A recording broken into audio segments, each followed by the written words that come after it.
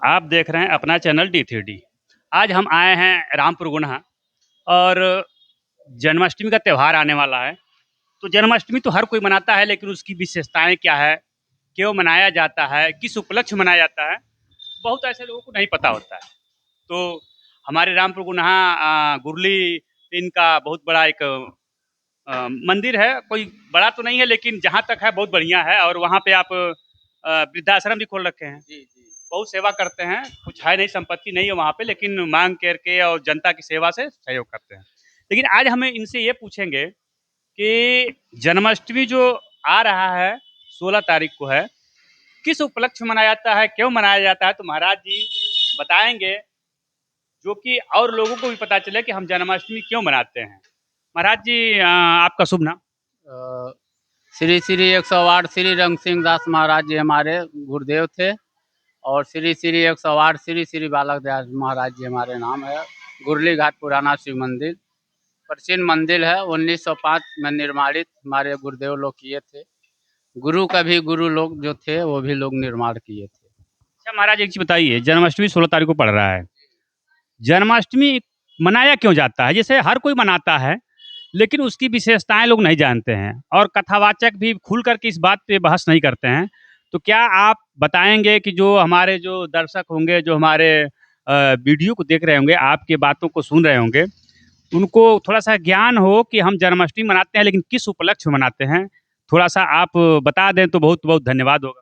श्री सती अनुसुईया सावित्री की गुण गाते हुए माता पिता और शिव की भी नमस्कार करते हुए बहुत बड़ा विशेष आप बात कहे। और इस बातों पर सब लोग ध्यान नहीं देते हैं। आपने बहुत ईश्वर का असीम कृपा है, हनुमान जी का कृपा है, भोलेनाथ का। इस बातों पर आपने चर्चा किए, मंगन किए और ये बात जो है पूछने का आपका इच्छा बना और जानने का आप इच्छुक हैं। भगवान कृष्ण विशेष रूप से भगवान कृष्ण का अवतार हुआ है हम लोग का एक मानव के समझाने के लिए, दिखाने के लिए। और बार बार उन्हीं का हम लोग वंशज हैं। हम लोग में भी वंशज में भी बार बार बच्चों का अवतार होता है, जिसका नाम लोग कृष्ण रखते हैं। कोई राम रखते हैं, कोई बलदेव रखते हैं, कोई शिव रखते हैं। मनो एक मिनट रुकूंगा। जी। एक चीज थोड़ा दर्शकों को हमारे बता दीजिए कि अवतार होना और पैदा होना, ये फर्क है या एक ही है? नहीं नहीं, अवतार ही मान सकते हैं। जैसे 12 बजे 12:30 बजे कृष्ण का एक अवतार भी मान लीजिए, एक दर्शक भी मान लीजिए। जैसे भी भजाएंगे वैसा ही भज जाएगा। ये सिक्का आइटम व्यवस्था है परमात्मा के, स्वयं ब्रह्म नारायण का ही व्यवस्था है। नहीं, जैसे हम लोग कई जगह कथा में सुनते हैं और वेदों में लिखा है, हम भी वेद पढ़ते हैं, हम रखे हैं, तो उसमें लिखा हुआ है कि अवतार होना और पैदा होना अलग अलग है। जैसे अवतार होने का मतलब होता है कोई आध्यात्मिक शक्तियां वहाँ अवतरित होती है, और पैदा होने का मतलब होता है कि जो गर्भ से पैदा होता हो।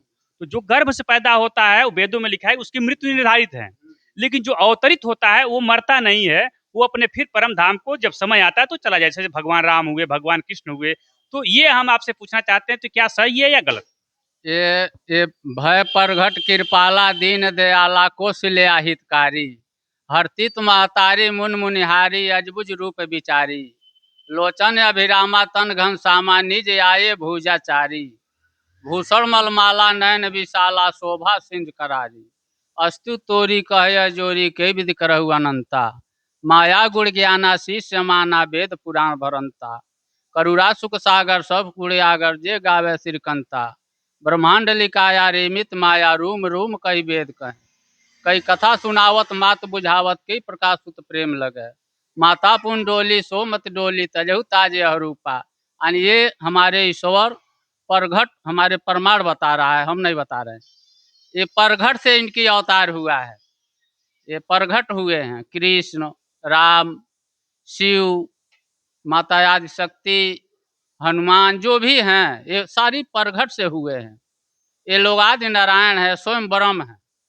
ये लोग बार बार हम लोग का एक रचयिता है। हम लोग का बार बार जो है जब भी धर्म को हानि होती है तभी तभी राम को अवतार होता है। ये लोग रचयिता है। इसमें बहुत विशेष तरह है, बहुत बातें हैं। कहाँ कृपया अब हमको ये बताइए कि जन्माष्टमी क्यों मनाई जाती है, मेन मुद्दे पे आते हैं। जन्माष्टमी हमारे भगवान कृष्ण का अवतार हुआ है। भगवान जैसे एक अवतार बदल कर हम लोग का एक परोपकार मना दिए हैं, जिससे रामावतारिक से भगवान कृष्ण अवतार जिसे स्वयं ब्रह्म है, वो नारायण है, वो अपना बदले हैं बार बार। उसी हर साल के अवसर पर इस साल भी जो है हम लोग मनाए जाते हैं जन्माष्टमी। अच्छा, भगवान जो अवतरित होते हैं आखिर क्यों होते हैं? क्या पृथ्वी पे ज़्यादा संकट आ जाता है या राक्षसों का ज़्यादा वो हो जाता है या अत्याचार होता है इसलिए, या अपने माया रूपी दुरूप को दिखाने के लिए? बहुत अच्छा बात आपने, बहुत आनंद मिला आपके बातों से, बहुत आनंद मिला। जैसे हम लोग का वो अपने चरित्र को दिखाते हैं, अपने भक्तों का भगवान भगत के वश में, वो अपने चरित्र के ईश्वर दिखाते हैं। वो तो ब्रह्म है, वो तो नारायण है, वो तो कभी जो है न आदि है न नारायण है, वो तो ब्रह्म है, वो तो पवन है, वो तो पृथ्वी है, सूरज है, हवा है, सारी में वो विलीन रहने वाले देवता हैं, अंतर्जामी हैं, वो तो घट घट के वासी भी हैं। लेकिन एक मध्यम वो साल के साल वो हम लोग का दिखा रहे हैं, एक मध्यम वो परंपरा एक हम लोग चला रहे हैं, सनातन धर्म वाले हम लोग हैं, एक सनातन धर्म का एक परंपरा हम लोग चला रहे हैं। अवतरित किए हुए मैं आपसे ये पूछा कि अवतरित किए हुए उस समय क्या, किसके वध करने के लिए अवतरित हुए, क्या हो गया उस समय कि ये अवतरित होना पड़ा भगवान कृष्ण को? बहुत अच्छे बात आपने कहा। जब जब भीड़ पड़ी धरती पर, तब तब राम लेते अवतार। जब ज़्यादा राक्षसों का, असुरों का जब वध होने रहता है, संहार होने रहता है, पृथ्वी माता पर ज़्यादा भीड़ होता है, तो ईश्वर ने स्वयं एक ब्रह्म अवतार ले लेते हैं। किसी किसी तरह से वध हो जाता है, जैसे रावण वध और किए, कंस वध हुआ। ये लोग अवतार लेते हैं, अवतार लेने के बाद वो राक्षसों का संहार करते हैं। राक्षस भी चाहते हैं कि ईश्वर आवे और हम लोग का जो है राक्षसी कौमी से हम लोग बदल जाएं, हम लोग अच्छे कौम में हो जाएं।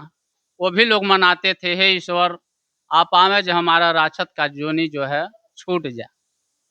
यही बहुत विषय हैं, बहुत बातें हैं, कहाँ तक इसको कहा जाए। देखिए, हम आप लोग को बता दें, महाराज जी ने बहुत बढ़िया कहा, लेकिन थोड़ा-सा हम भी आप लोग को बता दें। भगवान कृष्ण को अवतरित होना पड़ा क्योंकि उस समय कंस एक ऐसा राजा था, जो अपने पिता को ही बंदी बना दिया था और वो कहता था कि सिर्फ़ मैं ही हूँ, हमें ही पूजा करो।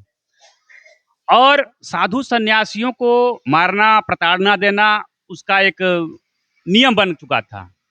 तो कहा जाता है कि जब-जब पृथ्वी पर अत्याचार बढ़ता है तो किसी न किसी रूप में ईश्वर को अवतरित होना पड़ता है। तभी वो भगवान कृष्ण उस समय अ, अवतरित हुए। देखिए, ये अवतरित और पैदा होने में फ़र्क है। जो इंसान पैदा होता है वो गर्भ से पैदा होता है।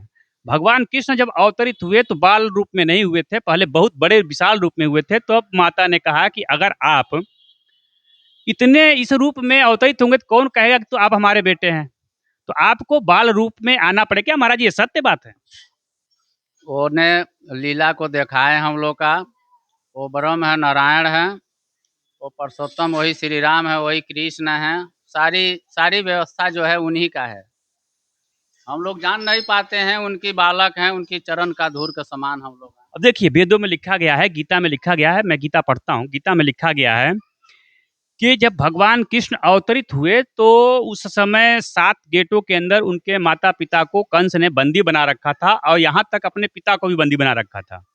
लेकिन जब वो अवतरित हुए और यही महीना था सावन का, काली रात थी और सातों के सातों गेटों के ताले अपने आप टूट गए और बेड़ियाँ उनके माता-पिता के हाथों और पैरों से टूट गई।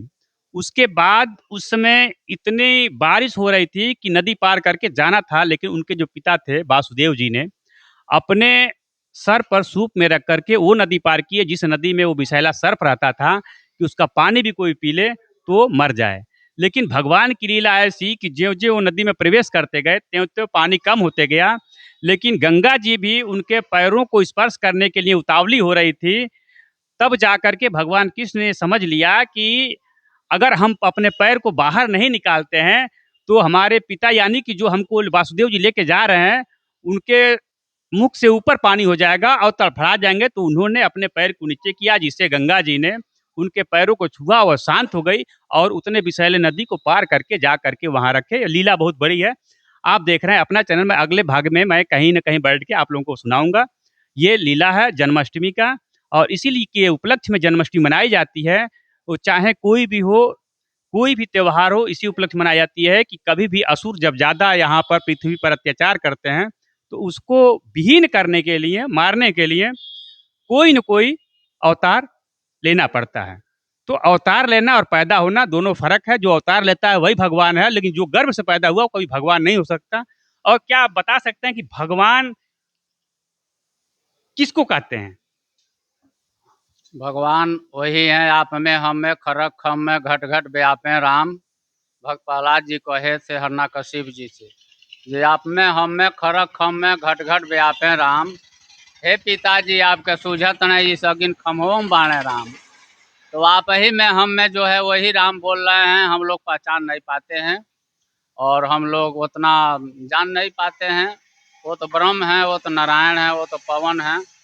मैं आप लोग को बता दूं, भगवान भगवान बहुत लोगों को विषय में नहीं पता होता है। मैं बताता हूँ आप लोगों को आज।